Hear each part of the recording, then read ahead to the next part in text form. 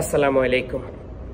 পবিত্র ঈদ আগামীকাল, আজকে পবিত্র হজ। আপনি কি জানেন, অনেক প্রবাসীর অনেক স্বপ্ন থাকে, এই ঈদে আমার জন্য, নিজের জন্য ভালো একটি জামা কিনব, একটা পাঞ্জাবি কিনব, একটা শার্ট কিনব, একটা জুতা কিনব। যখন হিসেবের খাতা খোলে, ঠিক তখন তার উল্টা চিত্র। যেমন ধরুন, এই মাসে স্যালারি আসার কথা, সেটা আসলো না।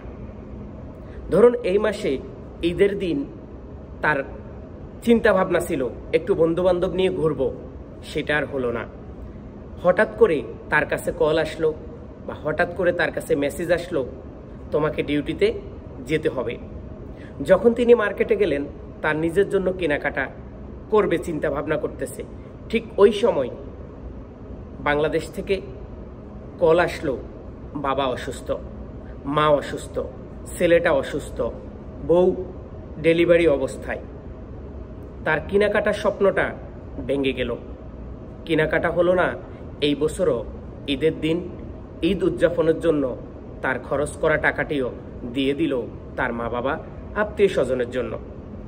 অনেক প্রবাসীর এই গল্প, এটা শুধু আমার না, অনেক প্রবাসী এইভাবে প্রতিদিন কষ্ট করে উপার্জিত টাকা দিয়ে যেমন তার পরিবারকে সুখে রাখতেছে, ঠিক তেমনি করে দেশটাকেও অনেক উঁচা করতেছে।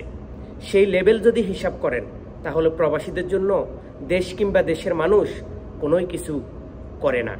কারণ তারা শুধু টাকার মেশিনটাকে বিদেশে পাঠিয়ে দিয়েছে। এখন এই টাকার মেশিন প্রতি মাসে লক্ষ টাকা কামাই করবে, সেই টাকা দিয়ে তারা আনন্দ উল্লাস করবে। আপনি জানেন কি, এই যে কোরবানির ঈদ, হয়তো একজন প্রবাসীর ভাগ্যে এক পিস অন্তত এতটুক কোরবানের গোস্ত সে খেতে পারবে না। হয়তো তার ভাগ্যে কোরবানের ঈদের দিন বা রোজার ঈদের দিন বলেন, ভালো একটি তরকারিও তার কপালে জোটে না। হয়তো সে আলাদা খায়, তার ডিউটি আছে। আজকে হয়তো সে 12 ঘন্টা ডিউটি করেছে, আজকে হয়তো সেই অনেক সময় ধরে কাজ করবে। ডিউটিতে যেই কয়টা টাকা পাবে, হয়তো বাসায় আসার আগেই তার বিকাশ নাম্বারে বাংলাদেশে তার ছেলে সন্তান মা বাবার জন্য ফাটিয়ে দিবে। এই গল্প আমার না, এই গল্প সারা বিশ্বে ছড়িয়ে ছিটিয়ে থাকা সকল প্রবাসীদের। তাই তো বলি, প্রবাসীদেরকে অবহেলা করো না। তাই তো বলি, প্রবাসীদেরকে ছোট করো না। এরা টাকার মেশিন না, এরা এক একটা গোলাপ।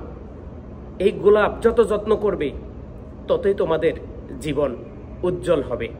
সবাই ভালো থাকুন। সকল প্রবাসীকে জানাই অগ্রিম ঈদ মোবারক। আগামীকাল ঈদের দিন, তাই তো আমরা হাসি খেলে আমাদের জীবনটাকে চালিয়ে নিব এই প্রবাসীর মাটিতে।